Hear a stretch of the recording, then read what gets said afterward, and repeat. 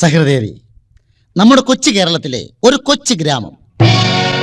പിച്ച നടക്കുന്ന കൊച്ചു കുഞ്ഞുങ്ങളും പോച്ചയടിക്കുന്ന അച്ചായന്മാരും പച്ചമരങ്ങളും പച്ചിലകളും കൊച്ചരുവികളും കച്ച കെട്ടിക്കുളിക്കുന്ന കൊച്ചു കൊച്ചു അച്ചിമാരുമുള്ള ഒരു കൊച്ചു ഗ്രാമം.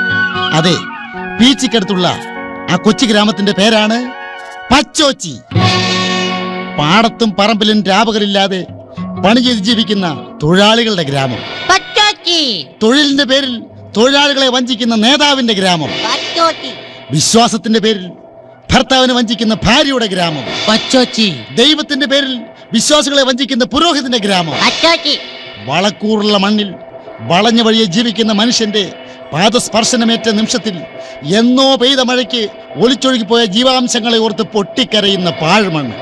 അതാണ് പച്ചോച്ചി. ഈ പച്ചോച്ചി എന്ന കൊച്ചു ഗ്രാമത്തിൽ നിങ്ങൾക്കൊരു ധാരണയുണ്ട്, അവിടെ ബുദ്ധിയുള്ളവർ മാത്രമേ ഉള്ളൂ എന്ന്. അങ്ങനെയല്ല, ബുദ്ധിയില്ലാത്തവരില്ലേ? ഉണ്ട്. ഇത് പറയുമ്പോഴാണ് ഞങ്ങളുടെ നാട്ടിലെ, അതായത് ഈ പച്ചോച്ചി എന്ന് പറയുന്ന ആ നാട്ടിലെ ഒരു ബുദ്ധി വളരാത്ത ഒരു പയ്യൻ പെണ്ണ് കാണാൻ പോയി. എവിടെയോ വീട്ടിൽ പോയി പെണ്ണൊക്കെ കണ്ട് തിരിച്ചു വന്നിട്ട് വലിയ കാര്യമായിട്ട് പുള്ളി ഇങ്ങനെ, അതായത് ബുദ്ധി വികസിക്കാത്തൊരു മഫനാണ് ഈ പയ്യൻ. പോയി പെണ്ണൊക്കെ കണ്ട് തിരിച്ചു വന്നിട്ട് നാട്ടുകാരുടെ ഇദ്ദേഹത്തെ വിളിച്ച് ചോദിച്ചു. കാരണം എങ്ങനെയാണ് പെണ്ണിനെ കണ്ടത്, എന്തൊക്കെ വിവരം അറിഞ്ഞെന്നുള്ള അറിയാൻ വേണ്ടി സുഹൃത്തുക്കളെ വിളിച്ച് ചോദിച്ചു ഇദ്ദേഹത്തെ. സാറേ, കൃഷ്ണോണി, ഞാന് പെണ്ണ് കാണാൻ പോയതാ. എവിടെ? ഞാന് എന്താ അങ്ങ് ഒരു സ്ഥലമുണ്ട് പച്ചോച്ചി. ഓ, പച്ചോച്ചി. പച്ചോച്ചി അവിടെ പെണ്ണ് കാണാൻ പോയതാ. ഒരു പെണ്ണിനെ കാണാൻ പോയതാ. എന്നിട്ട് എന്റെ സാറേ, നല്ല മുട്ടൻ സ്ഥലവാ. മുട്ടൻ സ്ഥലം? മുട്ടൻ പെണ്ണാണോ? അയ്യോ, നല്ല ഒന്നാം തരം പെണ്ണാന്ന്. ഞാൻ കണ്ടില്ല പെണ്ണിനെ. അവര് പറഞ്ഞു നീ വേണ്ട, വേറെ എന്നെ കാണിച്ചില്ല. സാറേ, അത് വലിയ കഥയാ. നമ്മള് സാധാരണ നമ്മുടെ വീട്ടിലേക്ക് വരുമ്പോ നമ്മുടെ വീടിന്റെ മുകളിലൊക്കെ കയറാൻ നടയില്ലേ? അവിടെ അതില്ല സാറേ, അതില്ല. അതേ, ഒരു മുട്ടൻ ബംഗ്ലാവ്. അങ്ങനെ അവര് പറഞ്ഞു. അപ്പൊ ഞാൻ ചോദിച്ചു, ചേട്ടാ ഇതിന്റെ അതാ ഞാനും അവരോട് തന്നെയാനുള്ള കാരണം. ഇതിന്റെ കുടുംബ കയറത്ത് അങ്ങനെയാ ചോദിച്ചു. ഇല്ല, അതൊക്കെ ഞാൻ കുടുംബ കയറുന്ന എങ്ങനെയാന്ന് ചോദിച്ചു. ഉടനെ അവര് പറഞ്ഞു, എടാ മണ്ട, എന്നെ കയറി വിളിച്ചു. അപ്പൊ തന്നെ എനിക്ക് ദേഷ്യമായി എന്നും പറഞ്ഞ് എന്നെ അവർ വിളിച്ച് വലിച്ച് ഒരു മുറിക്കകത്ത് കയറ്റി അങ്ങോട്ട് നിർത്തിയിട്ട് കഥയെല്ലാം കൂടെ പിടിച്ച് അങ്ങോട്ട് അടച്ചു. എന്നിട്ട് എന്റെ പൊന്നി സാറേ, ഏതാണ്ട് രന്തപ്പനാടിയെ പിടിച്ചൊരു ഒറ്റ ഞക്ക അതങ്ങ് പൊങ്ങിപ്പോയിന്ന് ഞാൻ അങ്ങ് വല്ലാതായിപ്പോയി. ഞാൻ ചോദിച്ചു അതിന്റെ പേരെന്താന്ന് ചോദിച്ചു. പറഞ്ഞാൽ അവര് പറഞ്ഞു അതിന്റെ പേരാണ് സ്വിച്ച് എന്ന് പറഞ്ഞു. അങ്ങനെ അവര് പറഞ്ഞത്. അത് കഴിഞ്ഞപ്പോഴത്തേന് കുറച്ച് കഴിഞ്ഞപ്പോ ഞങ്ങൾ ഈ ബംഗ്ലാവിന്റെ കുടുംബത്തേക്ക് ഉടനെ നേരത്തെ പറഞ്ഞ ആ സാമാനത്തിൽ കയറി അവര് പിന്നെ ഞെക്കി. അപ്പൊ അത് തുറന്നു. അപ്പൊ ഞങ്ങൾ ബംഗ്ലാവിന്റെ കുടുംബമല്ല. ഉടനെ ഞാൻ ചോദിച്ചു നമ്മൾ ഈ കയറി വന്ന സാമാനത്തിന്റെ പേരാണ് ചോദിച്ചു. പറഞ്ഞു അവർ അതിന്റെ പേരിനോട് പറഞ്ഞു കേട്ടോ, അതിന്റെ പേരാണ് ഈ ലിഫ്റ്റിങ്ങോ എന്ന് പറഞ്ഞു. അങ്ങനെ അവര് പറഞ്ഞത്. അത് കഴിഞ്ഞപ്പോ എന്നോട് ചോദിച്ചോടാ ബാടാന്ന് പറഞ്ഞ് എന്നെ പിടിച്ച് വലിച്ചു. ഉടനെ എല്ലാവരും എന്നെ കണ്ടപ്പോ വലിയ സന്തോഷം. എന്റെ അടുത്ത് മാറുന്നില്ല. വലിയ എന്റെ ചുറ്റും എല്ലാവരും കൂടി. അപ്പൊ ഞാൻ വിചാരിച്ച ആ കൂട്ടത്തിൽ പെണ്ണ് കാണുമെന്ന്. പെണ്ണില്ലായിരുന്നു. അത് കഴിഞ്ഞപ്പോഴത്തേക്ക് എന്നെ പിടിച്ച് വലിച്ചൊരു മുറിക്കകത്ത് കയറ്റി ഇരിക്കടാന്ന് പറഞ്ഞ് എനിക്കൊരു കസേര വലിച്ചിട്ട് തന്നു. എന്റെ പൊന്ന് സാറേ, ഞാൻ അവത്തിലോട്ട് കയറി അങ്ങോട്ട് ഇരുന്നു. പെട്ടെന്ന് ഞാനിങ്ങ് എഴുന്നേറ്റ്. പിന്നെ ഞാൻ അങ്ങോട്ട് കയറി ഇരുന്നേ. പിന്നെ ഞാൻ കയറി ഇരുന്ന പിന്നെ ഞാൻ പെട്ടെന്ന് എഴുന്നേറ്റ്. അതെ, ഞാൻ ചോദിച്ചേട്ടാ ഇതെന്നാ കളിയാ, ഇരിക്കുമ്പോ എഴുന്നേക്കുന്ന കസേരയോ? ഇതെന്ത് കസേര? എനിക്ക് വരും പറയാം. ആ കസേരയുടെ പേര് അവര് പറയാ പ്രിങ്ങമ്പോഞ്ചാന്ന്.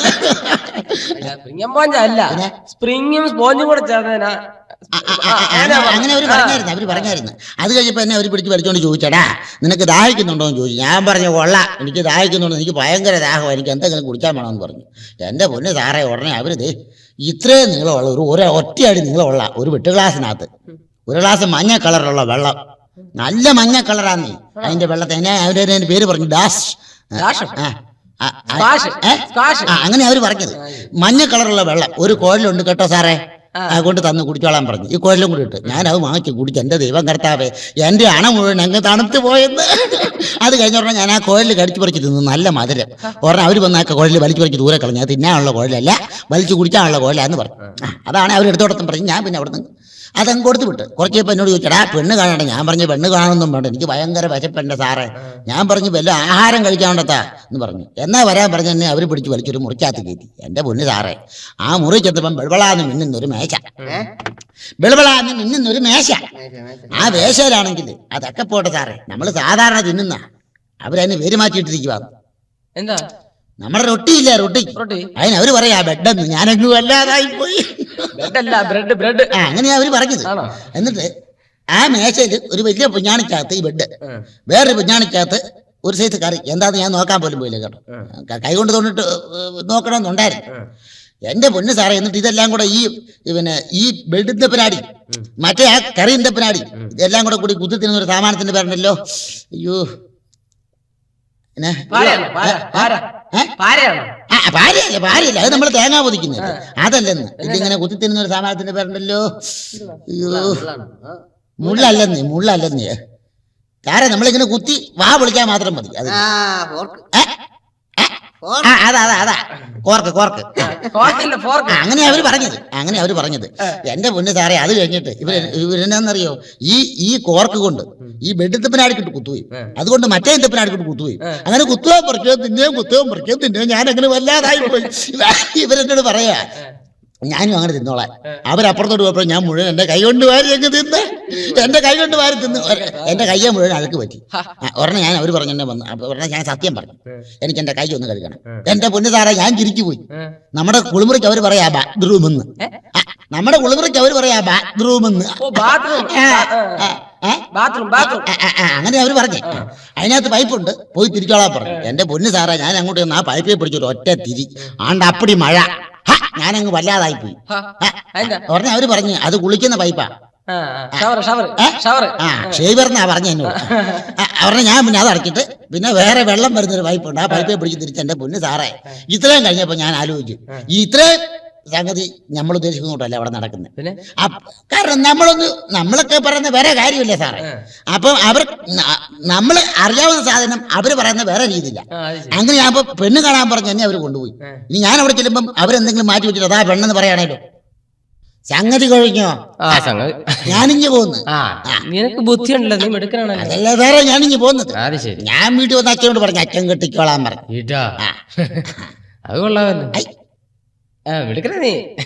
സഹോദരി, ഇങ്ങനെയുള്ള ഏതാനും ചില മനുഷ്യരും ജീവിക്കുന്ന ഗ്രാമമാണ് പച്ചോച്ചി. കൂടാതെ പരദൂഷണം പറഞ്ഞു നടക്കുന്ന പല പ്രായത്തിലുള്ള സ്ത്രീകളും അവിടെയുണ്ട്. വൃദ്ധകളുണ്ട്, തടിച്ചിയുണ്ടാവിടെല്ലാം യക്ഷണി കൂട്ടുന്ന നരികളിൽ. വൃദ്ധകളുണ്ട്, തടിച്ചിയുണ്ടാവിടെല്ലാം യക്ഷണി കൂട്ടുന്ന നാരികളിൽ. കൂടാതെ വിവാഹപ്രായം കഴിഞ്ഞു നിൽക്കുന്ന പെൺമക്കളെ വിവാഹം കഴിച്ചയക്കാൻ നിർവാഹമില്ലാതെ നെഞ്ചിലെടുത്തിയുമായി നടക്കുന്ന മാതാപിതാക്കൾ അവിടെയുണ്ട്. കാരണം വള്ളിക്ക് നാമ്പ് മുളയ്ക്കുന്ന കാലത്ത് മുള്ളുള്ളതാണേലും മരമൊന്നടുത്തു വേണം. ഏതോ കവി എന്നോ എഴുതി വെച്ച എത്ര സുന്ദരമായ വരികൾ പ്രിയപ്പെട്ടവരെ, സത്യമാണ്. 13 വയസ്സ് മുതൽ 19 വയസ്സ് വരെ പെമ്പിളരെ പിടിച്ചാൽ കിട്ടത്തില്ല. കാരണം ടീനേജ് ആണ്. അവർക്ക് പോലും നിയന്ത്രിക്കാൻ പറ്റാത്ത അവരുടെ പ്രായം ആരോട് പറയാൻ, എന്ത് പറയാൻ?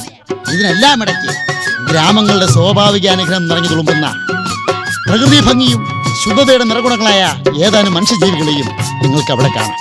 അക്കൂട്ടത്തിൽ ശുദ്ധരിൽ ശുദ്ധനായ ഈ മനുഷ്യനെ ഒന്ന് പരിചയപ്പെടൂ. അദ്ദേഹത്തിന്റെ പേരാണ് പരമപിള്ള.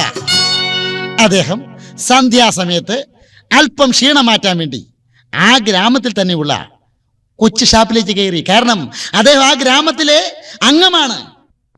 അദ്ദേഹം ആ ഗ്രാമത്തിന്റെ കണ്ണിലുണ്ണിയാണ്, എല്ലാവരുടെയും മുത്തച്ഛൻ, പ്രിയപ്പെട്ടവനാണ്.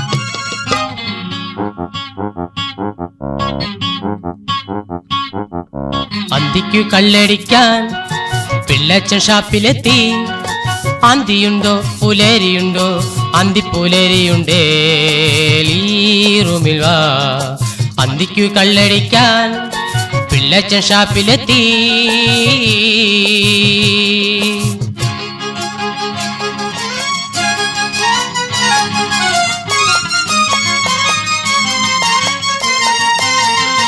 മത്തി വറുത്തതും കൊഞ്ചു വറുത്തതും പെട്ടെന്ന് തന്നിടണം.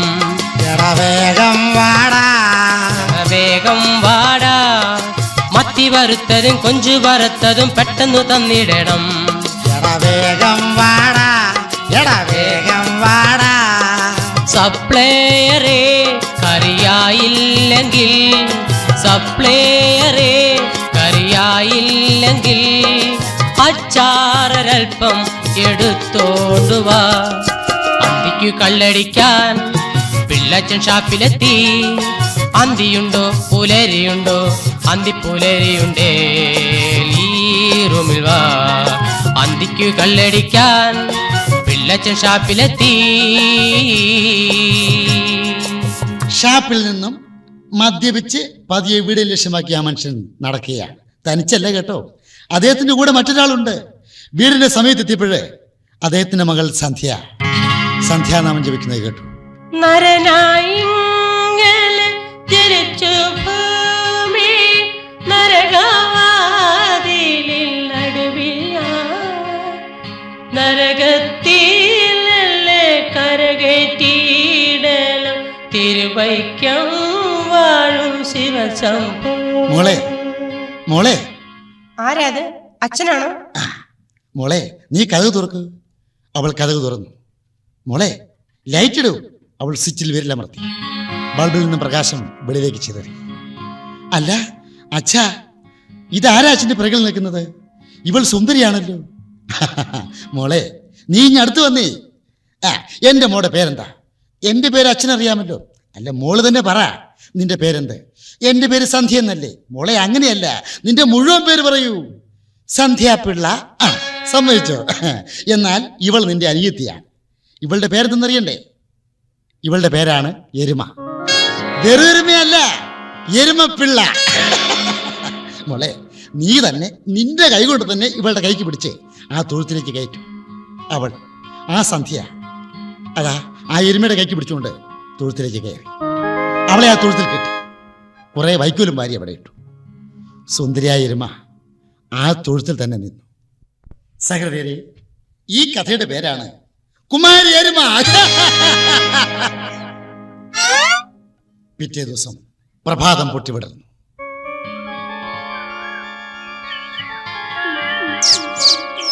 അവൾ തൊഴുത്തിൽ നിന്നും പതിയെ വെളിയിലേക്ക് വന്നു. വയലും മലയും പുഴയും പൂക്കളും അവളെ മാടി വിളിക്കുന്ന പോലെ തോന്നി. എന്ത് ചെയ്യണമെന്ന് അവൾക്ക് പോലും അറിയില്ല. സന്തോഷം കൊണ്ട് മതി മറന്നു. പൊട്ടിച്ചിരിക്കാനും മോഹം, ഒന്ന് ചുറ്റിക്കറങ്ങാനും ദാഹം. പൊട്ടിച്ചിരിക്കാനും മോഹം, ഒന്ന് ചുറ്റിക്കറങ്ങാനും ദാഹം. ആമാവിൻ ചോട്ടിലിരുന്നാൽ കുളിർക്കാറ്റുമേയിൽ പതിഞ്ഞാൽ. അയ്യോ പൊട്ടിച്ചിരിക്കാനും മോഹം, ഒന്ന് ചുറ്റിക്കറങ്ങാനും ദാഹം. പൊട്ടിച്ചിരിക്കാനും മോഹം, ഒന്ന് ചുറ്റിക്കറങ്ങാനും ദാഹം. അതാ അപ്പുറത്തുള്ള തെങ്ങിൻ കൂട്ടങ്ങൾക്കിടയിൽ നിന്നും ഒരു പശുവും അല്പം കഴിഞ്ഞപ്പോൾ ഒരാടും അവളുടെ സമീപത്തേക്ക് വന്നു. തമ്മിൽ പലതും പറഞ്ഞു, പരിചയപ്പെട്ടു. പല ദിവസത്തെ സന്ദർശനത്തിൽ അവർ പിരിയാത്ത കൂട്ടുകാരികളായി. ഒരു ദിവസം പശു പറഞ്ഞു, ഞങ്ങളുടെ വീടിനടുത്തൊരു പോത്തുണ്ട്, പരിചയപ്പെട്ടിട്ടില്ലേ? ഇല്ലല്ലോ. കണ്ടിട്ടുണ്ടോ? ഇല്ല. എങ്കിൽ വരൂ, പരിചയപ്പെടാം. ഒന്നുമില്ലെങ്കിലും നിങ്ങൾ ഒരു വർഗമല്ലേ. അങ്ങനെ പശുവും ആടും എരുമയും കൂടി പോത്തിന്റെ സമീപത്തേക്ക് ചെന്നു. തന്നെ കാണാമെന്ന സുന്ദരിയെ കണ്ട് പോത്ത് അന്തപ്പെട്ട് നിന്നുപോയി. കുട്ടനാടൻ പെണ്ണിന്റെ നിറമുള്ള സുന്ദരി. അവളെ അദ്ദേഹം നോക്കി, ഇമ വെട്ടാതെ നോക്കി. അവളുടെ ഓരോ ചലനവും ശ്രദ്ധിച്ചു. അദ്ദേഹം അറിയാതെ ഓർത്തു, ചൊടിയിടയിൽ പുൽക്കൊടിയേന്തി മുഴുമിഴിയാൽ നോട്ടമെറിഞ്ഞു. ചൊടിയിടയിൽ പുൽക്കൊടിയേന്തി മുഴുമിഴിയാൽ നോട്ടമെറിഞ്ഞു. കതിർവാല് ചുഴറ്റി വരുന്നു തനിനാടൻ എരുമ പെണ്ണ്. തനിനാടൻ എരുമ പെണ്ണ്. ചൊടിയിടയിൽ പുൽക്കൊടിയേന്തി മുഴുമിഴിയാൽ നോട്ടമെറിഞ്ഞു. കതിർവാല് ചുഴറ്റി വരുന്നു തനിനാടൻ എരുമ പെണ്ണ്. തനിനാടൻ എരുമ പെണ്ണ്. അവളും കൂട്ടുകാരികളും പോത്തിന്റെ സമീപത്തെത്തി. കടഞ്ഞെടുത്ത ശരീരം, നീണ്ട കറുത്ത മുഴുത്ത മിഴികൾ. അവളെ തന്നെ പോത്ത് നോക്കി നിന്നുപോയി. അദ്ദേഹത്തിന്റെ നിൽപ്പ് കണ്ട് പശുവും ആടും പൊട്ടിച്ചിരിച്ചു. ഒപ്പം അവളും. സ്വയം പരിചയപ്പെട്ടു. എൻ്റെ പേര് മിസ് എരുമപ്പിള്ള. ഇവിടെ വന്നിട്ട് 2 ആഴ്ചയായി. കണ്ടതിൽ സന്തോഷം. പരിചയപ്പെടാൻ കഴിഞ്ഞില്ല. ശൃംഗാരിച്ചിരിയോടെ അവൾ പറഞ്ഞു. ഇനിയും കാണാമില്ല. അവൾ ചിരിച്ചു. അവളുടെ വായിലെ പതകൾ മുത്തുമണികൾ പോലെ ചിതറി. എരുമ യാത്ര ചോദിച്ചപ്പോൾ പോത്തൻ അസ്വസ്ഥനായി. അദ്ദേഹം ഓർത്തുപോയി, ഇവൾ എന്റേതായിരുന്നു, ഒന്നിച്ച് ജീവിച്ചിരുന്നെങ്കിൽ. തിരുമയിൽ തടവീടാം കയറും പൊട്ടിച്ചോടിവാ, തിരുമയിൽ തടവീടാം കയറും പൊട്ടിച്ചോടിവാ. ആഹാരം പങ്കിടാം അന്തിവയിൽ കൊണ്ടിടാം, ആഹാരം പങ്കിടാം അന്തിവയിൽ കൊണ്ടിടാം. പോത്തച്ഛൻ പരവശനായി തരിച്ചു നിന്നു തൊഴുത്തിലായി. തിരുമയിൽ തടവീടാം കയറും പൊട്ടിച്ചോടിവാ.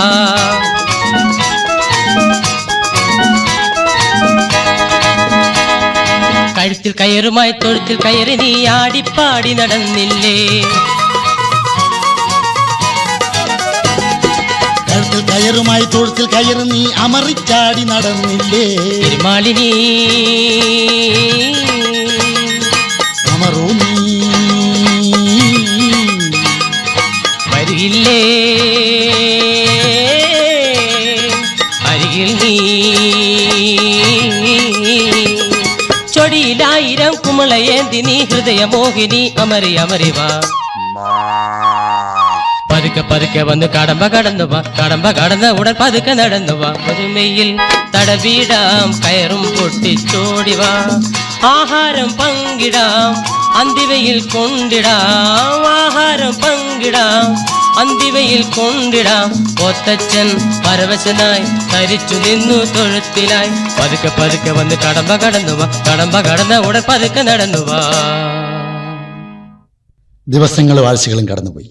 ഒരു ദിവസം പൊന്തക്കാടിനിടയിൽ അരയോളം വെള്ളത്തിൽ പോച്ച, അതായത് പുല്ല് കടിച്ചു നിന്നു ഇരിക്കുന്ന എരുമയെ കണ്ടുകൊണ്ട് പോത്ത് ചോദിച്ചു, അയ്യോ ഇവിടെ നിൽക്കുമായിരുന്നു, ഞാൻ ഇവിടെയെല്ലാം അന്വേഷിച്ചു. എന്താ കാര്യം? അവൾ പോത്തിനെ നോക്കി. സന്ധ്യാസമയത്ത് പൊന്തക്കാട്ടിൽ അന്തം വിട്ട് നിൽക്കുന്ന പോത്തിനെ നോക്കിക്കൊണ്ട് സുന്ദരി മന്ദം ചോദിച്ചു, എന്താ ചിന്തിക്കുന്നത്? ബന്ധത്തിൽ ആരെങ്കിലും അന്തരിച്ചോ? ഞാൻ പറയുന്ന ഒരു സ്ഥലത്ത് വരുമോ? എവിടെ? എന്തിന്? വെറുതെ. അവിടെ നല്ല കാറ്റുണ്ട്, പിന്നെ എനിക്ക് ചിലത് സംസാരിക്കാനുണ്ട്. വരണം, ഞാൻ കാത്തിരിക്കും. എന്നോട് പിണക്കമാണെങ്കിലും വരണം. അവൾ ചിരിച്ചുകൊണ്ട് ചോദിച്ചു, എവിടെയാണ് വരേണ്ടത്? 4 വശത്തേക്ക് നോക്കി മറ്റാരും കാണുന്നുണ്ടോ എന്ന് ശ്രദ്ധിച്ചുകൊണ്ട് പോത്ത് പറഞ്ഞു.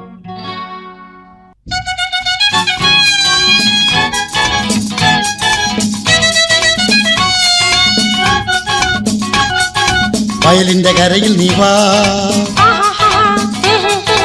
ഇരുചെവി അറിയാതെ വാ. വയലിന്റെ കരയിൽ നീ വാ,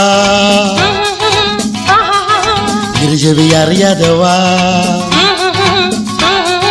തൊടികളിൽ വീഴാതെ ഇടവലം നോക്കാതെ, തൊടികളിൽ വീഴാതെ ഇടവലം നോക്കാതെ. കടമ്പ കടന്നു നീ സടകുടഞ്ഞെഴുന്നേറ്റുവാ, കടമ്പ കടന്നു നീ സടകുടഞ്ഞെഴുന്നേറ്റുവാ. വയലിന്റെ കരയിൽ നീ വാ, ഇരുചെവി അറിയാതെ വാ. വയലിന്റെ കരയിൽ നീ വാ. പോത്തച്ഛന്റെ വാക്ക് അവളുടെ മനസ്സിൽ പതുപതുപ്പ് സൃഷ്ടിച്ചു. പോത്തച്ഛന്റെ പുഞ്ചിരി അവളെ പുളകം കൊള്ളിച്ചു. വീട്ടിൽ ആരുമില്ലാത്ത സമയം നോക്കി തെക്കുവശത്തുള്ള തെങ്ങിൻ തോപ്പിന്റെ ഇടയിലൂടെ തെന്നിത്തെറിച്ചു വരുന്ന തെന്നലിന്റെ തലോടലേറ്റി അവൾ നടന്നു.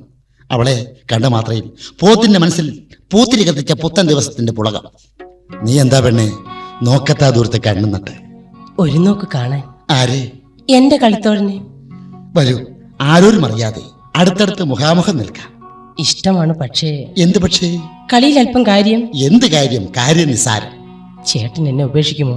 എന്താ പെണ്ണെ, ഞാൻ കാട്ടുപോത്താണ്. ഇത് നല്ല തമാശ. ഞാൻ മറക്കില്ല ഒരിക്കലും. എന്നു മുതൽ? ഇതാ ഇന്നു മുതൽ.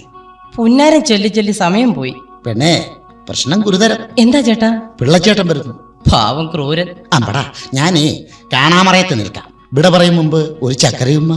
മുത്താരങ്കിൽ വെച്ച് കാണാം. ഓക്കെ. പിള്ളച്ചേട്ടൻ കാണാതെ പോത്ത് തൊട്ടടുത്തുള്ള കുളത്തിലേക്ക് ചാടി.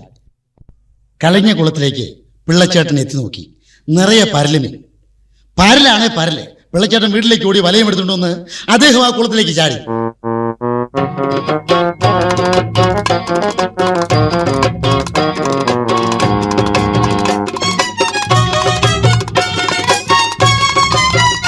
തിരങ്ങിക്കുളം കലക്കി 1000 പരല് പൊങ്ങി വിശുവാൻ വലയുമേന്തി പിള്ളച്ചേട്ടൻ പോ. തിരങ്ങിക്കുളം കലക്കി 1000 പരല് പൊങ്ങി വിശുവാൻ വലയുമേന്തി പിള്ളച്ചേട്ടൻ പോ. പച്ചക്കറി കൂട്ടി കൂട്ടി മനം മടുത്തു. പച്ചക്കറി കൂട്ടി കൂട്ടി മനം മടുത്തു. ഉച്ചയ്ക്കൊരു നാൾ പിള്ളച്ചേട്ടനാ പച്ചമീനുമായി പടിപ്പുരയെത്തിയപ്പോൾ എരുമ കണ്ടു. ഒത്തിറങ്ങിക്കുളം കലക്കി 1000 പരല് പൊങ്ങി വിശുവാൻ വലയുമേന്തി പിള്ളച്ചേട്ടൻ പോ. അന്ന് രാത്രിയിൽ മത്സ്യക്കറിയും കൂട്ടി മൃഷ്ടാന്ന ഭോജനവും കഴിഞ്ഞുറങ്ങിയ പിള്ളച്ചേട്ടൻ നല്ല ഉറക്കത്തിൽ എന്തോ ശബ്ദം കേട്ടു. ഞെട്ടി എഴുന്നേറ്റു. ടോർച്ച് തെളിയിച്ച് വെളിയിലേക്ക് ഇറങ്ങി. തൊഴുത്തിൽ ടോർച്ചടിച്ചു. എരുമയെ കാണാനില്ല. അവിടെ എല്ലാം അന്വേഷിച്ചു. എരുമയെ കാണാത്ത വെപ്രാളത്തിൽ പിള്ളച്ചേട്ടൻ പരിഭ്രാന്തനായി. എവിടെയോ അടക്കി പിടിച്ചുള്ള സംസാരം അദ്ദേഹം ശ്രദ്ധിച്ചു. അടുത്ത വീട്ടിലെ പോത്തിന്റെ തൊഴുത്തിൽ എരുമ നിൽക്കുന്നു. എന്തൊക്കെയോ അവർ സംസാരിക്കുന്നു. പിള്ളച്ചേട്ടൻ വീട്ടിലേക്ക് നടന്നു. പോത്ത് എരുമയോട് പറയുകയാണ്, നാളെ വെളുത്തവാവാണ്, നീ വരുമോ? എവിടെ വരുമോ?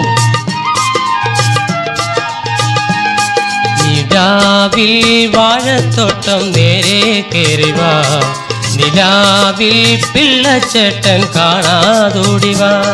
നിലാവിൽ വാഴത്തോട്ടം നേരെ കേറിവാ, നിലാവിൽ പിള്ളച്ചേട്ടൻ കാണാതോടിവാ. പിറ്റേ ദിവസം പ്രഭാതം പൊട്ടിവിടർന്നു.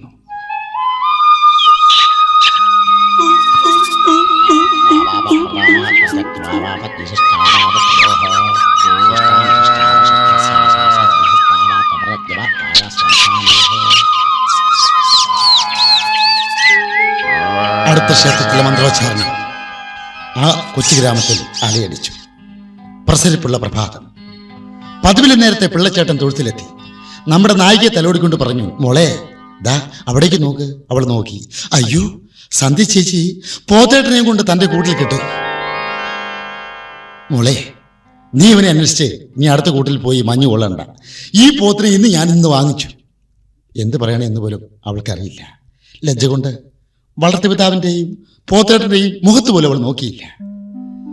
കൂട്ടിൽ നിന്നും വെളിയിലേക്ക് ഓടി അടുത്തുള്ള പുഴയുടെ ഓരത്ത് പോയി നിന്നു. നാണിച്ചു നിൽക്കുന്ന എരുമയെ കണ്ടുകൊണ്ട് അവളുടെ കൂട്ടുകാരി പശു പതിയെ അവളുടെ ചെവിയിൽ ചെന്ന് ചോദിക്കുകയാണ്, ചേച്ചി ചേച്ചി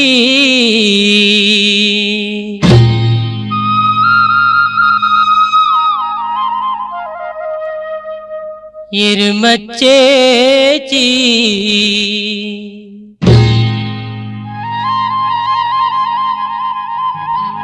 ചേച്ചി എരുമച്ചേച്ചി നിൻ തിരുമൈ തടവാനായി പോത്തച്ഛൻ ഇന്ന് വരുമോ? ഓടി പുഴകൾ ചാടി നിൻ സമ്മതമറിയാനായി പോത്തച്ഛൻ ഇന്ന് വരുമോ? ചേച്ചി എരുമച്ചേച്ചി നിൻ തിരുമൈ തടവാനായി പോത്തച്ഛൻ ഇന്ന് വരുമോ? ഓടി പുഴകൾ ചാടി നിൻ സമ്മതമറിയാനായി പോത്തച്ഛൻ ഇന്ന് വരുമോ?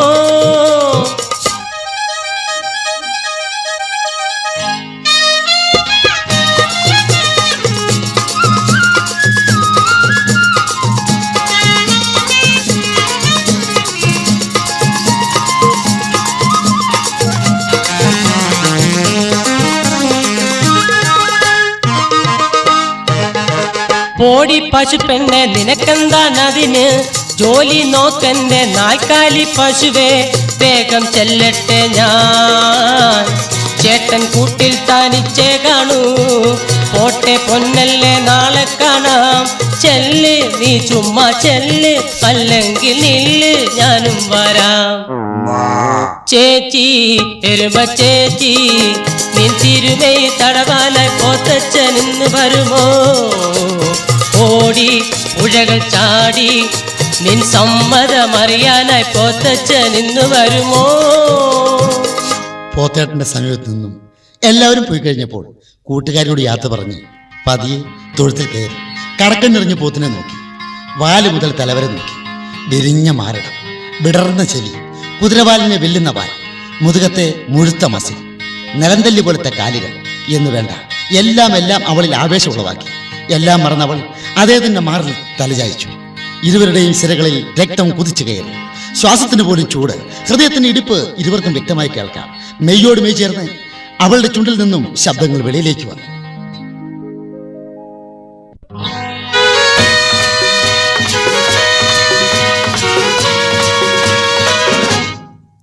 ഈ രോമം കൂടിയ ഉടലിന് മീരെ ചേർത്ത് മയങ്ങും നേരം. ഈ രോമം കൂടിയ ഉടലിന് മീരെ ഇന്ന് എൻ തല ചേർത്ത് മയങ്ങും നേരം. അമറൂ എന്നെ നീ ഉണരൂ. ഈ രോമം കൂടിയ ഉടലിന് മീരെ ഇന്ന് എൻ തല ചേർത്ത് മയങ്ങും നേരം. ഈ രോമം കൂടിയ ഉടലിന് മീരെ ഇന്ന് എൻ തല ചേർത്ത് മയങ്ങും നേരം. അമറൂ എന്നെ നീ പുണരൂ.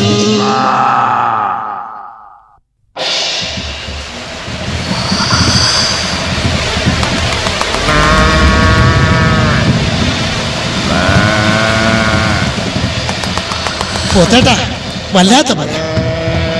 എത്ര മാസമായി ഈ മഴ തുടങ്ങിയിട്ട്? മാസങ്ങൾക്ക് ശേഷം കാലവർഷത്തിന്റെ കലിതുള്ളിൽ മലവെള്ളം കൂലം കുത്തി ഒഴുകി. തോടുകൾ നദികളായി, നദികൾ കായലായി, കായലിൽ പായലും പൂക്കളും തത്തിക്കളിച്ചു. വാഴകൾ പിണ്ടുകളായി, പിണ്ടുകൾ ചെങ്ങാടമായി, മത്സ്യങ്ങൾക്ക് ഉത്സവമായി, ആ മത്സ്യത്തെ മനുഷ്യർക്ക് ഭക്ഷണമായി. വല്ലാത്ത മഴ,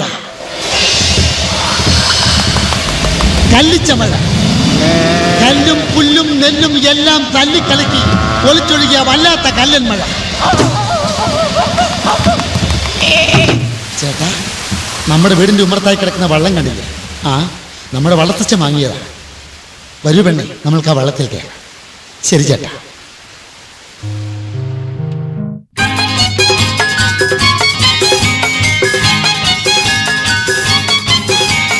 വെള്ളം പൊങ്ങി വള്ളം വന്നു, കള്ളിപ്പെണ്ണെ തുള്ളിച്ചാടാ, തുള്ളിൻ്റുള്ളിൽ കള്ളച്ചേരി കാട്ടേണ്ട. വഞ്ചിപ്പാട്ടും പാടി കൊഞ്ചി ചാഞ്ചാടാ. വെള്ളം പൊങ്ങി വള്ളം വന്നു, കള്ളിപ്പെണ്ണെ തുള്ളിച്ചാടാ, തുള്ളിൻ്റുള്ളിൽ കള്ളച്ചേരി കാട്ടേണ്ട. വഞ്ചിപ്പാട്ടും പാടി കൊഞ്ചി ചാഞ്ചാടാ. പൊത്തൻ ചേട്ട എന്നെ നെഞ്ചിൽ ചേർത്തിടൂ, വഞ്ചി കയറ്റി കൊഞ്ചിൻ കുട്ടം കാട്ടിടൂ. പൊത്തൻ ചേട്ട എന്നെ നെഞ്ചിൽ ചേർത്തിടൂ, വഞ്ചി കയറ്റി കൊഞ്ചിൻ കുട്ടം കാട്ടിടൂ.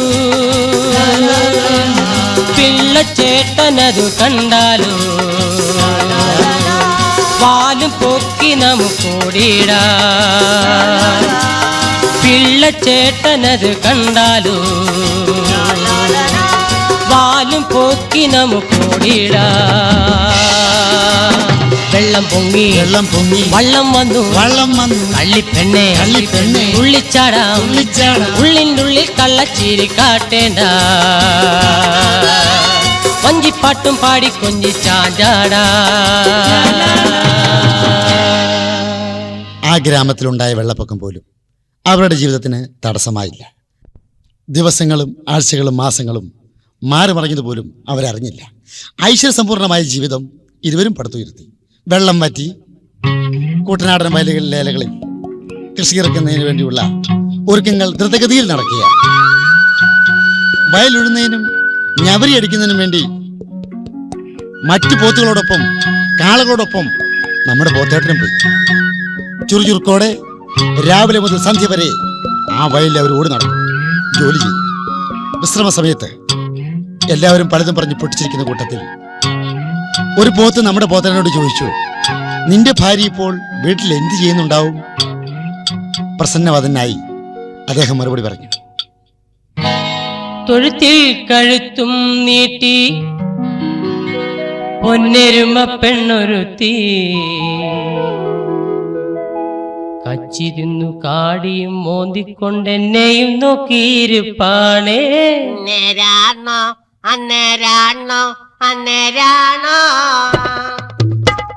തൊഴുത്തിൽ കഴുത്തും നീട്ടി പൊന്നെരുമ പെണ്ണൊരുത്തി കച്ചി തിന്നു കാടിയും മോന്തിക്കൊണ്ടെന്നെയും നോക്കിയിരിപ്പാണേ. നേരാണോ നേരാണോ നേരാണോ? തൊഴുത്തിൽ കഴുത്തും നീട്ടി പൊന്നെരുമ പെണ്ണൊരുത്തി കച്ചി തിന്നു കാടിയും മോന്തിക്കൊണ്ടെന്നെയും നോക്കിയിരിപ്പാണേ. നേരാണോ നേരാണോ നേരാണോ? ജോലിയും കഴിഞ്ഞു വന്ന പോത്തേട്ടന്റെ സമീപത്ത് പുഞ്ചിരിയോടെ അവൾ അമറിയെടുക്കും. അദ്ദേഹത്തെ പിരിഞ്ഞ ഒരു നിമിഷം പോലും അവൾ ഇരിക്കില്ല, അവൾക്കിരിക്കാൻ സാധിക്കില്ല. പ്രാണനാഥന്റെ ശരീരത്തെ പറ്റിപ്പിടിച്ചിരിക്കുന്ന പ്രാണിയെ വാലുകൊണ്ട് അടിച്ചവൾ തെറിപ്പിക്കും. കൃത്യസമയത്ത് തന്നെ വൈക്കോലും കാടിയും കുടിക്കുന്നുണ്ടോ എന്ന് അവൾ ശ്രദ്ധിക്കും. ഉറങ്ങുന്നതിന് മുൻപ് പലതും പറഞ്ഞ് പൊട്ടിച്ചിരിക്കുന്ന കൂട്ടത്തിൽ പോത്തി ചോദിച്ചു, പെണ്ണേ, ഞാൻ ഇവിടുന്ന് പോയി കഴിയുമ്പോൾ നീ ഇവിടെ ഇരുന്ന് എന്ത് ചെയ്യും? ചേട്ടാ, വല്ലാത്ത മടുപ്പ് തോന്നും. ചേട്ടൻ വരുന്നത് വരെ ഇട്ടായോളം വട്ടത്തിൽ പൊട്ടിയെ പോലെ നട്ടം തിരിഞ്ഞു നോക്കുമ്പോൾ മുട്ടം മടുപ്പ് തോന്നും. പെട്ടെന്ന് വട്ടമരത്തിന്റെ ചുവട്ടിൽ മുട്ടും കുത്തിയിരുന്ന് ചേട്ടനെ നോക്കും. ഉണ്ടകം പാടത്ത് കണ്ണും നട്ടു ഞാൻ നോക്കിയിരിക്കും.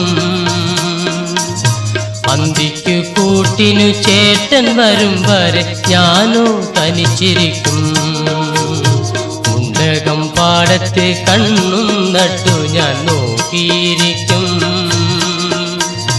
അന്തിക്കു കൂട്ടിനു ചേട്ടൻ വരും വരെ ഞാനോ ക്ഷമിച്ചിരിക്കും.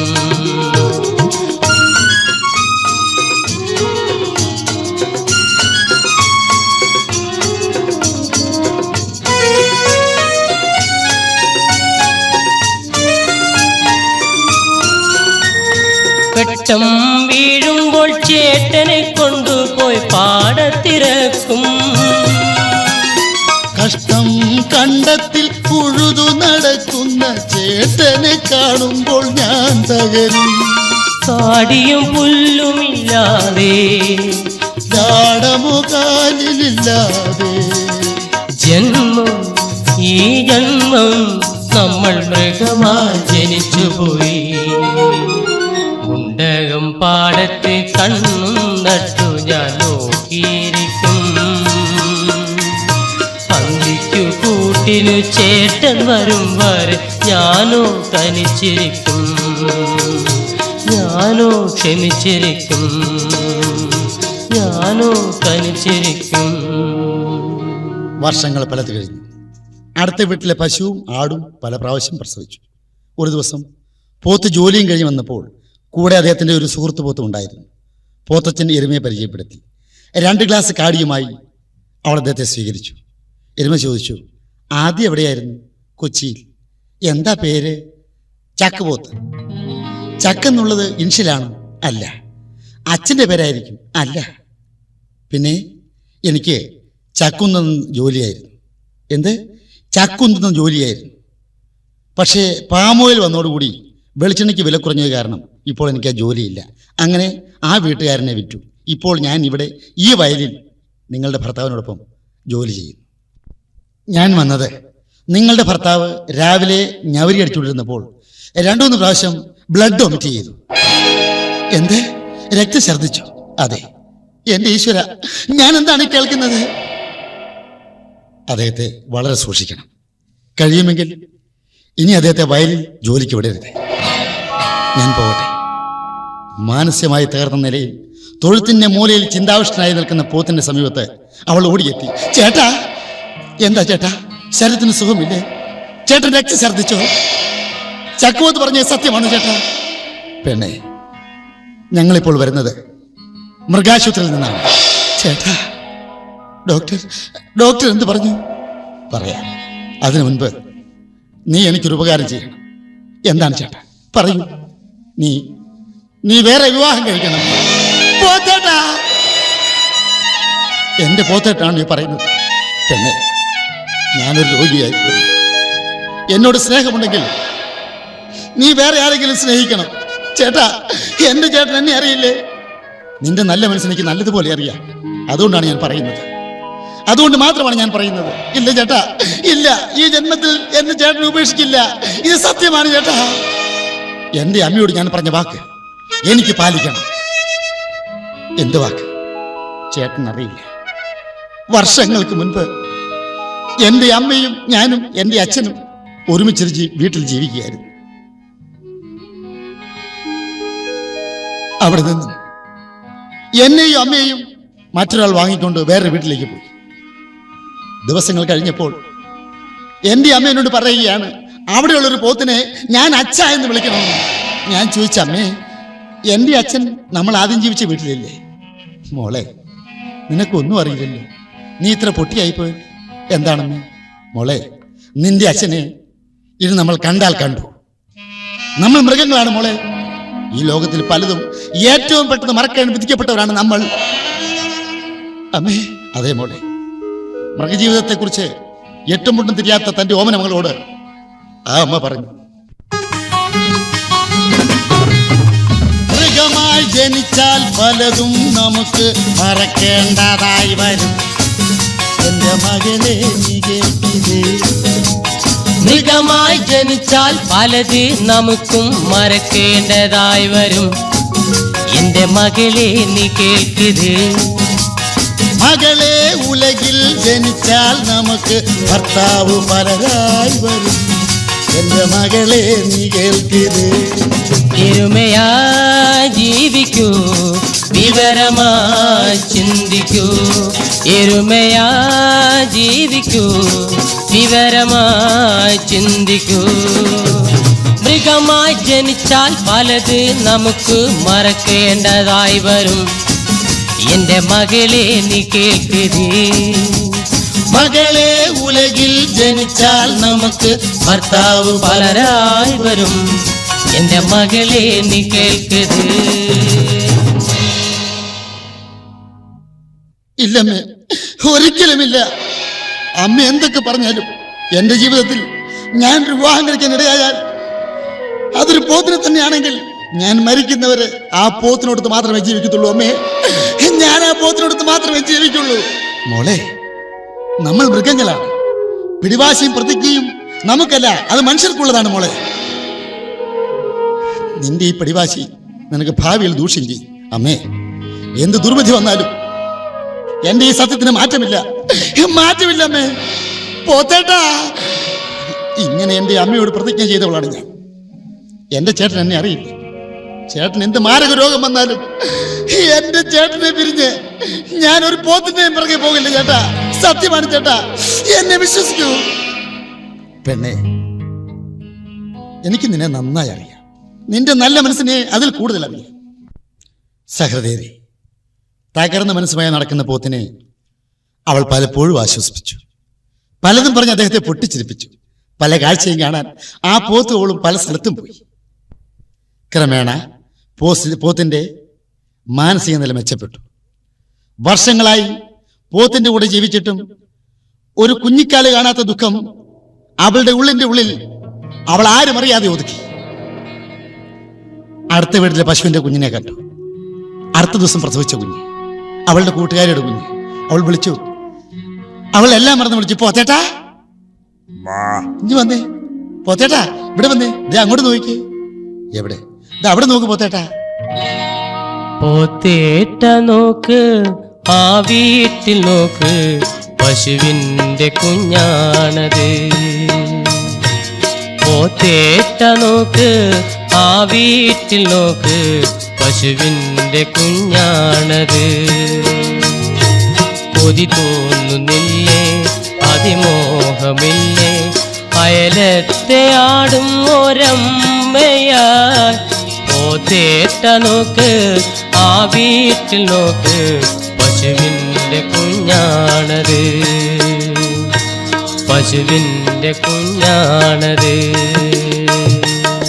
ചേട്ടാ ചേട്ടാ, എന്താണ് ചേട്ടാ കരയുന്നത്? എന്തിനാണ് ചേട്ടാ കരയുന്നത്? എരുമേ, എന്റെ എരുമേ, എന്നോട് സ്നേഹമുണ്ടെങ്കിൽ ഞാൻ പറയുന്നത് നീ കേൾക്കൂ. എന്താണ് ചേട്ടാ? പെണ്ണേ പെണ്ണേ, എന്താണ് ചേട്ടാ? അസുഖമുണ്ടോ? അല്ല പെണ്ണേ, എന്റെ മനസ്സിന് സ്വസ്ഥത വേണമെങ്കിൽ നീ വേറൊരു പോത്തിനെ സ്നേഹിക്കൂ, നീ അവനെ വിവാഹം കഴിക്കൂ ചേട്ടാ. അതെ പെണ്ണേ, നിനക്ക് വേണ്ടുവോളം സൗന്ദര്യവും ആരോഗ്യവും ഈശ്വരൻ തന്നിട്ടുണ്ട്. എനിക്ക് വേണ്ടി നിന്റെ ആ നല്ല ജീവിതം നീ പാഴാക്കരുത്. നീ വേറെ വിവാഹം കഴിക്കൂ ചേട്ടാ. എന്റെ പോത്തേട്ടാണ് പറയുന്നത്. ഇല്ല ചേട്ടാ, ഈ ജന്മത്തിൽ അത് സാധിക്കില്ല ചേട്ടാ. ചേട്ടാ,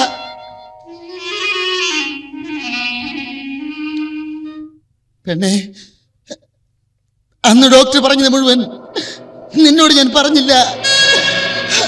എന്താണ് ചേട്ടാ, എന്താണ് ഡോക്ടർ പറഞ്ഞത്?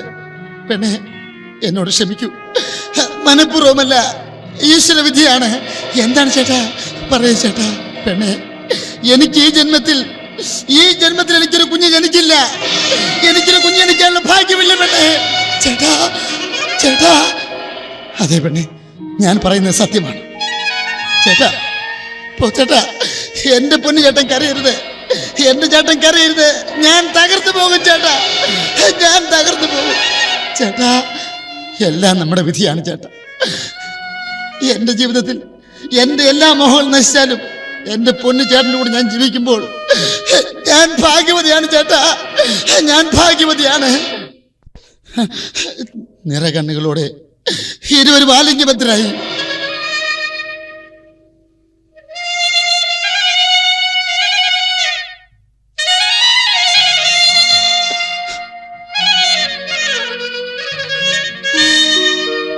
ആ കനത്ത കനൽ മഴ, അതെ, ആ കനത്ത പകൽ അങ്ങനെ എരിഞ്ഞടങ്ങി.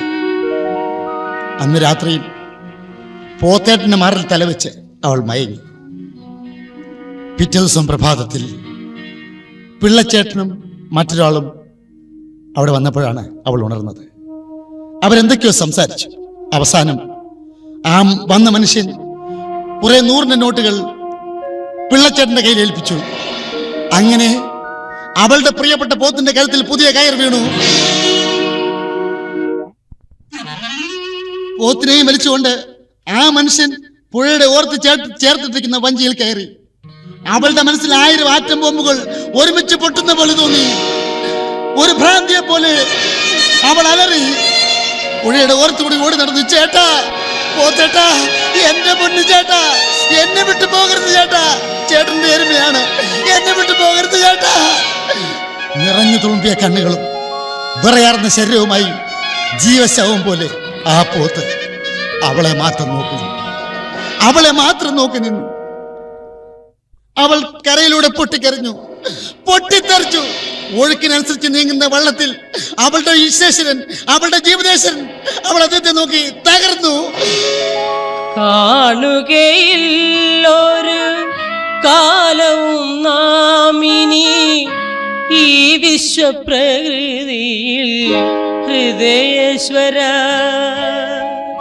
ഇടനെഞ്ചു പൊട്ടി തകരുകയാണെൻ്റെ ഇടയനി വേദന അറിയുകില്ലേ. കാണുകയില്ലൊരു കാലവും നാമിനി ഈ വിശ്വപ്രകൃതിയിൽ ഹൃദയേശ്വര. ഇടനെഞ്ചു പൊട്ടി തകരുകയാണെൻ്റെ ഇടയനി വേദന അറിയുകില്ലേ. കാണുകയില്ലൊരു കാലവും നാമിനി ഈ വിശ്വപ്രകൃതിയിൽ ഹൃദയേശ്വര. ചേട്ടാ, ചേട്ടാ, ബഹുമാന്യരേ, ദുഃഖത്തിന്റെ കൈത്തിരികൾ ആ കൊച്ചുകുടിലിൽ, ആ തൊഴുത്തിൽ നമ്മുടെ നായികയുടെ ശിരസിൽ എന്നേക്കുമായി ഈശ്വരൻ വലിച്ചിരുന്നു. ദിവസങ്ങൾ ഇഴഞ്ഞിഴഞ്ഞ് നീങ്ങി. എല്ലാം നഷ്ടപ്പെട്ട അവൾ ജീവിക്കണമോ മരിക്കണമോ എന്ന് വരെ ചിന്തിച്ചു. തളർന്ന മനസ്സുമായി തൊഴുത്തിന്റെ മൂലയിൽ ആഹാരം ഉപേക്ഷിച്ച് കിടക്കാൻ തുടങ്ങിയിട്ട് ദിവസങ്ങളായി. അവളുടെ കൂട്ടുകാരികൾ കുഞ്ഞുങ്ങളുമായി വന്നു. അവളെ സമാധാനിപ്പിച്ചു. ചേച്ചി, എരുമ ചേച്ചി, എഴുന്നേൽക്കൂ. എന്താണ് ഇങ്ങനെ കിടക്കുന്നത്? അല്പ ആഹാരം കഴിക്കൂ. എത്ര ദിവസമായി? എഴുന്നേൽക്ക് ചേച്ചി. വയ്യ, എനിക്ക് വയ്യ, എന്റെ ശരീരത്തിന് തീരെ വയ്യ. എന്താ ചേച്ചി? ദേഹമാകെ നീര, എനിക്കനങ്ങാൻ കഴിയില്ല. ദേഹമാകെ നീര, എനിക്കനങ്ങാൻ കഴിയില്ല. നിശബ്ദനായി ചേട്ടൻ പോയി ഞാനും തകർന്നു പോയി. ദേഹമാകെ നീര, എനിക്കനങ്ങാൻ കഴിയില്ല.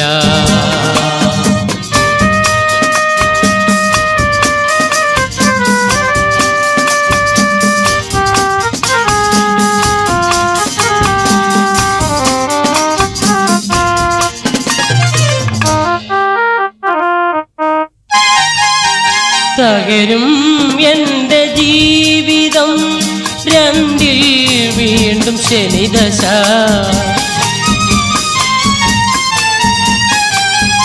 തകരും എൻ്റെ ജീവിതം, രണ്ടിൽ വീണ്ടും ശനിദശ. ഗുളികൻ്റെ അപഹാരം, വിരഹത്തിൽ അവസാനം. ഏഴര ശനിയതും വന്നു, എൻ്റെ ചേട്ടൻ വിട്ടുപോ.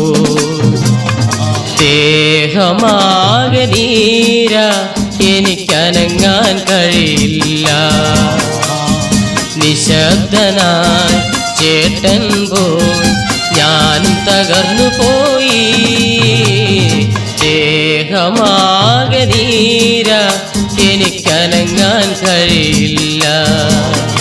എനിക്കനങ്ങാൻ കഴിയില്ല.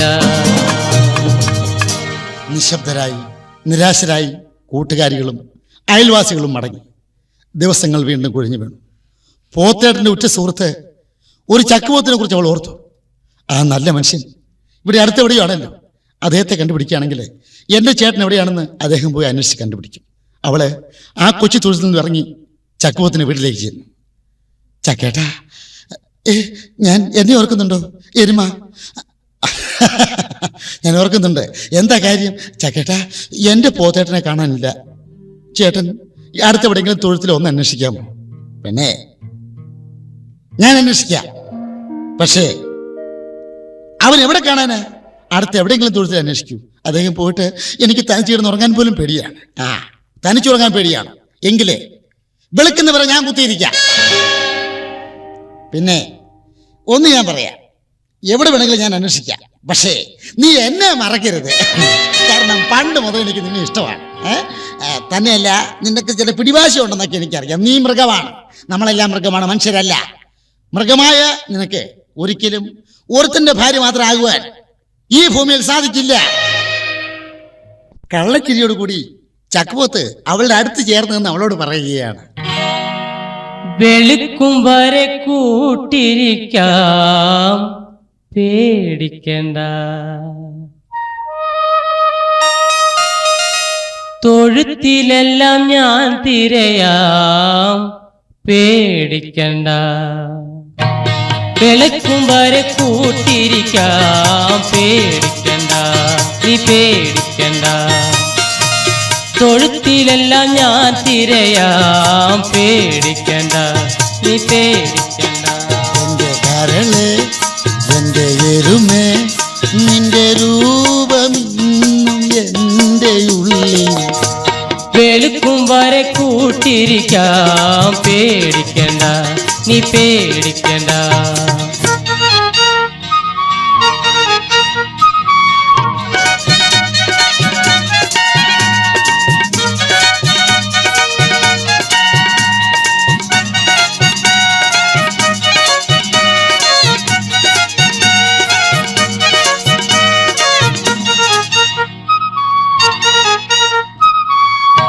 ചീക്കായിൽ നീന്തി കേറി നിരക്കായി ഞാനും വന്നു. ഉച്ചക്കാടി മോന്തുമ്പോഴും ഒരു കള്ളു നിന്നെ തേടും. പോയ വഴി പോത്തു പോട്ടെ കൂട്ടിൽ കൂട്ടു ഞാൻ. പോയ വഴി പോത്തു പോട്ടെ കൂട്ടിൽ കൂട്ടു ഞാൻ. ചിരിക്കാരലേ ഒന്നമറൂ നിന്റെ മോന്ത മാത്രമെന്റെ ഉള്ളിൽ. വെളുക്കും വരെ കൂട്ടിരിക്കാം പേടിക്കണ്ട നീ പേടിക്കണ്ട. തൊഴുത്തിലെല്ലാം ഞാൻ തിരയാം പേടിക്കണ്ട നീ പേടിക്കണ്ട. എന്റെ കരളേ എന്റെ കരളേ നിന്റെ രൂപം മാത്രമെന്റെ ഉള്ളിൽ. വെളുക്കും വരെ കൂട്ടിരിക്കാം പേടിക്കണ്ട നീ പേടിക്കണ്ട. ചക്കേട്ട, എൻ്റെ ഭർത്താവിൻ്റെ ഏറ്റവും വലിയ സുഹൃത്ത് നിങ്ങളാണെന്ന് ഞാൻ വിശ്വസിച്ചു. പക്ഷേ ആ ധാരണ എനിക്ക് വളരെ തെറ്റിപ്പോയി. ഒന്ന് ഞാൻ പറയാം, നിങ്ങൾ ധരിക്കുന്ന രീതിയിലുള്ള എരുമയല്ല ഞാൻ. എൻ്റെ ഭർത്താവിനല്ലാതെ മറ്റൊരു പോത്തിന് എൻ്റെ ഹൃദയത്തിൽ സ്ഥാനമില്ല ചക്കേട്ട, ഇല്ല. നിങ്ങളൊന്ന് മനസ്സിലാക്കും, എൻ്റെ ഭർത്താവ് എൻ്റെ ദൈവമാണ്. അവൾ ഇറങ്ങി നടന്നു. ചക്കുപോത്ത് സ്വയം ചിന്തിച്ചു, മനുഷ്യൻ പറയുന്ന സത്യമാണ്. എരുമയുടെ അമരകോമശം വായിച്ചാൽ വല്ല മനസ്സിലാകും. അവളുടെ ഭാവിക്ക് വേണ്ടിയാണ് പറഞ്ഞത്, അവൾ മനസ്സിലാക്കുന്നില്ല. ആദ്യം കേട്ടുകൊണ്ട് അവൾ അവിടുന്ന് വീണ്ടും അവളുടെ ചുവടിൽ മുൻപോട്ട് വെച്ചു. അന്ന് രാത്രി അവളുടെ തൊഴുത്തിൽ അവൾ നിറകണങ്ങളോടെ കിടന്നു. അവൾ സ്വയം പറഞ്ഞു, ഈശ്വര, എന്റെ പോത്തേട്ടൻ എവിടെയാണല്ലോ, എന്റെ പോത്തേട്ടനെ കയം കാണിക്കരുതേ. രാത്രി കഴിഞ്ഞപ്പോൾ അവളുടെ തൊഴുത്തിന് സമീപത്ത് എന്തോ കാൽപെരുമാറ്റം. അവൾ വെളിയിലേക്ക് നോക്കി, ഞെട്ടിത്തെറിച്ചു പോയി. ചക്കുപോത്ത്! അയ്യോ, എല്ലാം നഷ്ടപ്പെട്ട അവൾ ധൈര്യം സംഭരിച്ചു അവിടെ തന്നെ നിന്നു. എന്താ വന്നത്? അല്ല, കുറെ ശനിയാഴ്ചയായി ഞാൻ എൻ്റെ തൊഴുത്തിൽ നിൽക്കുന്നു. നിങ്ങളുടെ തൊഴുത്തിലല്ലേ നിങ്ങൾ നിൽക്കേണ്ടത്? അല്ല, ഞാനവിടെ വരാമെന്ന് പറഞ്ഞില്ലല്ലോ. ഇതാണ് പോത്തിന് ഏത്തവഴി അറിയാമെന്ന് ചോദിക്കുന്നത്. നീയൊക്കെ കാരണം എൻ്റെ ഭർത്താവിൻ്റെ വർഗത്തിൽ തന്നെയാണ് നാണക്കേട്. അതിൻ്റെ അർത്ഥം പോലും മനസ്സിലാക്കാൻ ആ പോത്തിന് കഴിഞ്ഞില്ല. അവൻ ശൃംഗാരഭാവത്തിൽ അവളുടെ മെയ്യോട് ചേരാൻ ശ്രമിക്കുന്നു. അവളോട് എന്തൊക്കെ പറയാൻ തുനിയുകയാണ്. ശനിയാഴ്ച രാത്രി നിനക്കായി ഞാനൻ തൊഴുത്തിന്റെ മൂലെ മെനക്കെട്ടു നിന്നു. ശനിയാഴ്ച രാത്രി നിനക്കായി ഞാനൻ തൊഴുത്തിന്റെ മൂലെ മെനക്കെട്ടു നിന്നു. കഴിഞ്ഞാഴ്ചയിൽ ശനിയാഴ്ച ഞാൻ പറഞ്ഞില്ലേ, അതിനാൽ നീയോ കോപിച്ചു. എരുമേശ്വരി ഹൃദയേശ്വരി വരുകില്ലേ ഒരു നാൾ, ഞാനോ കോപിച്ചു. ശനിയാഴ്ച രാത്രി നിനക്കായി ഞാനൻ തൊഴുത്തിന്റെ മൂലയിൽ മെനക്കെട്ടു നിന്നു. കഴിഞ്ഞാഴ്ചയിൽ ശനിയാഴ്ച ഞാൻ പറഞ്ഞില്ലേ, അതിനാൽ നീയോ കോപിച്ചു. ഹൃദയേശ്വരി എരുമേശ്വരി വരുകില്ലേ ഒരു നാൾ, ഞാനോ കോപിച്ചു. പോടാ അവിടുന്ന്, ദ്രോഹി! അവളൊരു ഭ്രാന്തിയെ പോലെ അലറി. ആഭാസൻ, നീ പല പ്രാവശ്യമായി ഇവിടെ വരുന്നു. ദുഷ്ട, നിനക്ക് എന്നെ തന്നെ വേണം അല്ലേടാ? ഒരു ഭദ്രകളെ പോലെ അവൾ കളി തുള്ളി നിൽക്കുകയാണ്. അവളെ കണ്ട ചക്കുപോത്ത് എന്താണ് സംഭവിക്കുന്നത് അറിയാൻ വയ്യാതെ കണ്ട് അവന്റെ തൊഴുത്തിൽ ലക്ഷ്യമാക്കി അവൻ ഓടി. ഇല്ല, അവളെന്തോ തീരുമാനിച്ചു കഴിഞ്ഞു. ഇനി ഇവിടെ നിന്നാൽ ഈ ദുഷ്ടൻ എന്നെ നശിപ്പിക്കും. എന്റെ അമ്മയോട് ഞാൻ പറഞ്ഞ വാക്ക് എനിക്ക് പാലിക്കണം. എന്റെ പോത്തേട്ടൻ എനിക്ക് കണ്ടുപിടിക്കണം. സ്നേഹസമ്പന്നായ അദ്ദേഹം എവിടെയാണെങ്കിലും ഞാൻ കണ്ടുപിടിക്കും. അവൾ ആ രാത്രി തന്നെ തൊഴുത്തിൽ നിന്നും കയറും പൊട്ടിച്ചിറങ്ങി. എങ്ങോട്ട് പോകണമെന്നറിയില്ല, പോത്തച്ഛൻ എവിടെയാണെന്നറിയില്ല. അവൾ എങ്ങോട്ടുമില്ലാതെ യാത്ര ചെയ്തു. എന്റെ ചേട്ടനെ കണ്ടുകിട്ടിയില്ലെങ്കിൽ ഞാൻ തിരിച്ചു വരത്തില്ല. ചേട്ടാ, ചേട്ടാ, അങ്ങ് എവിടെയാണ്? ഇല്ല, സത്യമായിട്ടും തേരി ചേട്ടാ, ചേട്ടനാണ് സത്യം, ഞാൻ ജീവിച്ചിരിക്കില്ല. അവൾ യാത്ര തുടർന്നു. പല തൊഴുത്തിലും കയറി ഇറങ്ങി. പല പ്രതിബന്ധങ്ങളെയും തരണം ചെയ്തു. ദിവസങ്ങളോളം ആഹാരം പോലും കഴിക്കാതെയുള്ള യാത്ര അവളെ തളർത്തി. വേച്ച് ഒരു നാൽക്കവലയുടെ ഓരത്ത് കിടന്നു സകല ദൈവങ്ങളെയും വിളിച്ച് പൊട്ടിക്കരഞ്ഞു. എന്റെ ദൈവമേ, എന്റെ ചേട്ടനെ രക്ഷിക്കണമേ, എന്റെ പൊന്നു ചേട്ടനെ, എന്റെ കണ്ണേട്ടനെ കാര്യം കാണിക്കരുത്. അവൾ പൊട്ടിക്കരഞ്ഞു. അല്പസമയം കഴിഞ്ഞ് എന്തോ ശബ്ദം കേട്ട് അവൾ ചാടി എഴുന്നേറ്റ്. അവൾ 4 വർഷത്തേക്ക് മൂടി. അവിടെയുള്ള പല വീട്ടിലേയും കയറി ഇറങ്ങി. അതാ അവളുടെ പോത്തേട്ടൻ സന്തോഷം കൊണ്ട് കണ്ണിറഞ്ഞു പോയി. അടുത്തുള്ള മൃഗാശുപത്രിയിൽ പോത്തേട്ടാ. അവൾ അവിടെ കൂടി കയറി. ചേട്ടാ ചേട്ടാ, എന്റെ പോത്തേട്ടാ, എന്റെ ദൈവമേ ചേട്ടാ. അവൾ പരിസരം മറന്ന് അദ്ദേഹത്തിന്റെ മാറിൽ ചേർന്നു.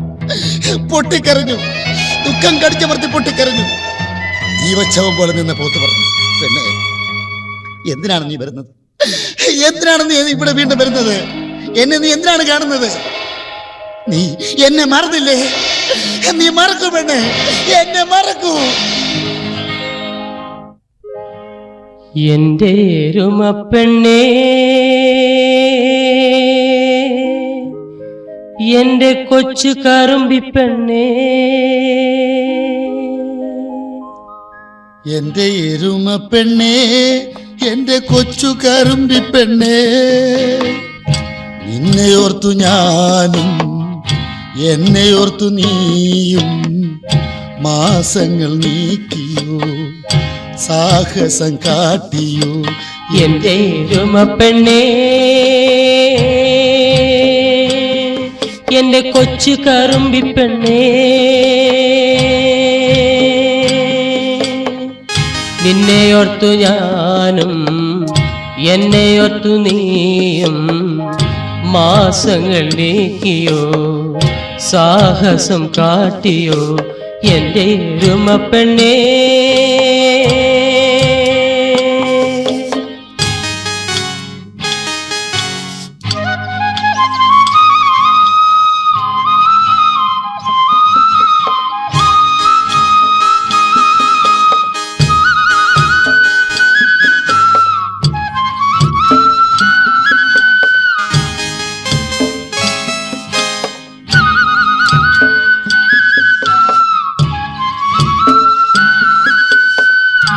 എരുമേ നിന്നെ മറന്നതുമല്ല, മനസാൽ നിന്നെ വെറുത്തതുമല്ല.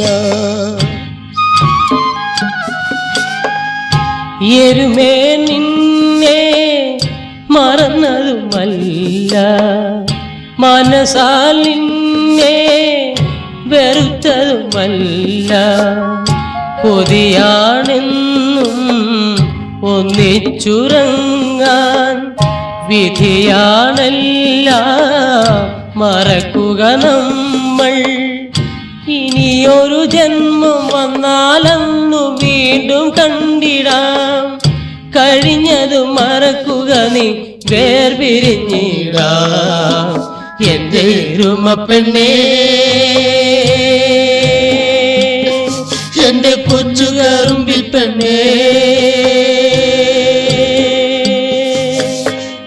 നിന്നെയോർത്തു ഞാനും എന്നെയോർത്തു നീയും മാസങ്ങൾ നീക്കിയോ, സാഹസം കാട്ടിയോ. എന്റെ എരുമപ്പെണ്ണേ, എന്റെ കൊച്ചു കറുമ്പിപ്പെണ്ണേ.